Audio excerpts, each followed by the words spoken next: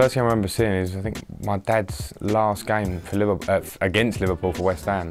And I remember it because I remember Kenny Dalglish was playing. It's a very vague memory. I remember my dad coming away with a match ball because it was his last game and everyone knew it.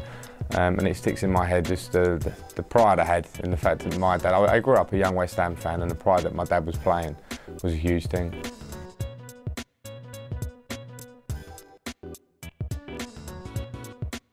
There was only one man for me, and that's Gazza. Paul Gascoigne was, as I was growing up, the midfield, everything. He had the ability, he scored the goals, he was up and down, and not only that, he had the amazing character that as a kid looking up to him. I remember watching him play for Newcastle, West Ham, and he was only about 18, and someone shoved him over, and he done a big mad dive, and he rolled over about 10 times, and then he jumped up with a big smile on his face, and this was a kid like playing up to the crowd, and I thought, who is this? My dad said he's going to be a real player, this boy.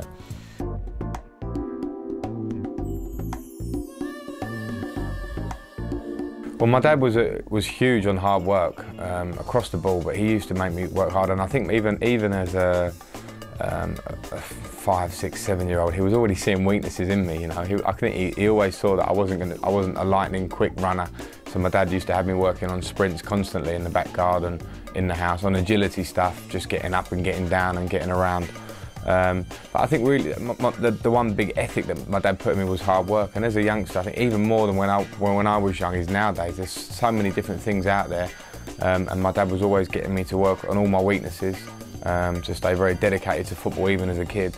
And if I speak to anyone now, a lot of people say to youngsters, you have to enjoy football, that's the main thing, and I agree with that, but sometimes you have to not enjoy it. You have to do the bad, the nasty side to get where you was, and I don't think if I hadn't have done the nasty stuff at that age, because at 7 I didn't want to do sprints in the back garden, but I did them, and maybe that's what helped me get here.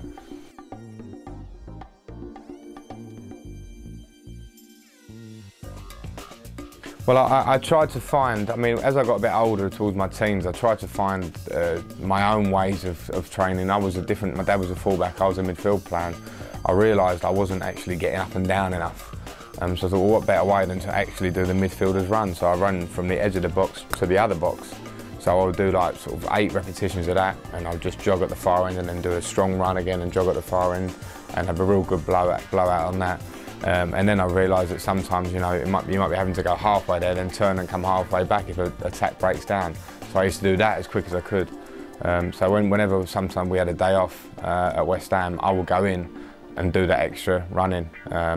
And I still do it now. This is like 12, 13 years later, because it's in my head. That's the midfielder's run.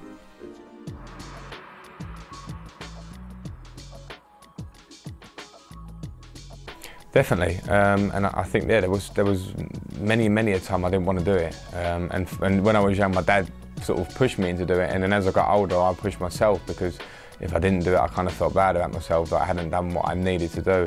And I think if you want to get to the top, some players I think are naturally gifted. I don't know whether Lionel Messi has to do box-to-box runs, or Wayne Rooney and these kind of players, but I knew that it was something I had to do. And it toughens you up, and I think it's given me a little bit of luck along the way. If you put the hard work in, I feel when you come to the game, you get that little edge of luck. That's how my mentality in football is.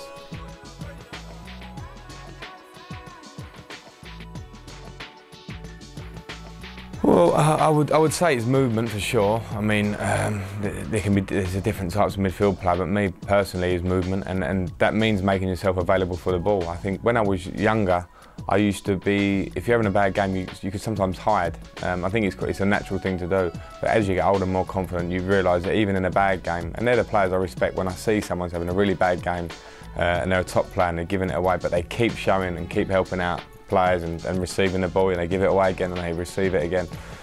So I think it's definitely a lot of movement there, and then also vision is a huge thing, because once you get the ball in tight areas, you have to be aware of where you want to play it beforehand. I think that's what I try and do, is move the ball quite a lot quickly. That maybe it doesn't look like a spectacular thing for the team if you can move the ball quickly. Chelsea play their best when we move the ball quickly, and I like to be in the middle of that. And then I suppose after that it comes for me back to pure stamina. I think if you want to do them things, if you want to keep on the move and be available, you have to have the legs and the capacity to do that.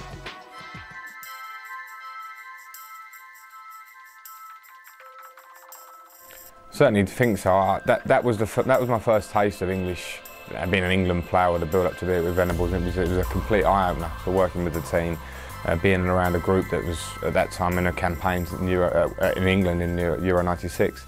Very interesting to see behind the scenes how you have to live, how you have to be in a hotel 24 hours a day at times, and keep your focus for the next games. And I've done tournaments with under-21s in Toulon, and it was very difficult because as a young lad, it was a great honour to play with England under-21s, but to go away relatively young, you miss your family a little bit. You know, you've been at the end of a long, hard season, and at that time, a few of the lads were like, "Oh, this is a great tournament, but can't wait to have a rest this season," and that kind of stuff. So I think that was an attitude that was quite strong in England for a long time. I think it's very important. I think that's going out the window now. The under-21s is getting much more important. I think seen as more important. Stuart Pearce certainly understands it's more important, and I think the players are actually taking a lot more on board in terms of competition mentality, which is different to any other football mentality.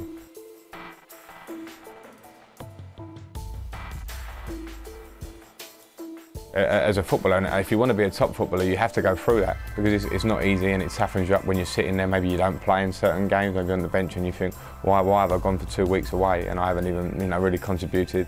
But next time might be the time you do contribute. So I think there's a lot of different elements and even now, I'm 30 years of age and I've been to a World Cup and a Euro and that, but it's still, it's still quite difficult. It still brings up difficult things when you're away and you're stuck in a hotel. If you haven't put in a bad performance, the pressure rises from everyone outside the camp. So it is a big thing, and I think certain nations have perfected that better than we have.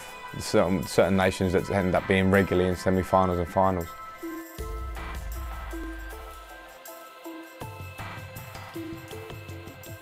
The best I've ever played with, I would say now, Wayne Rooney, because of his playing with England. It's the awareness and the way he plays. I think the positions he takes up on the pitch as a midfield player. As soon as I get the ball, I want to look forward and I want to find someone to play, behind their midfield or behind their defence. And Wayne Rooney just finds positions. The way he exploded onto the scene at 17 in the Euros, I've never seen anything like it. The power of him as well, but his awareness. I always used to say Zola, and Zola again is always up there for me, because I think the man, the player, the person, the trainer, everything that he was really, really special. But I think the way Wayne Rooney's playing for England now is a very special player.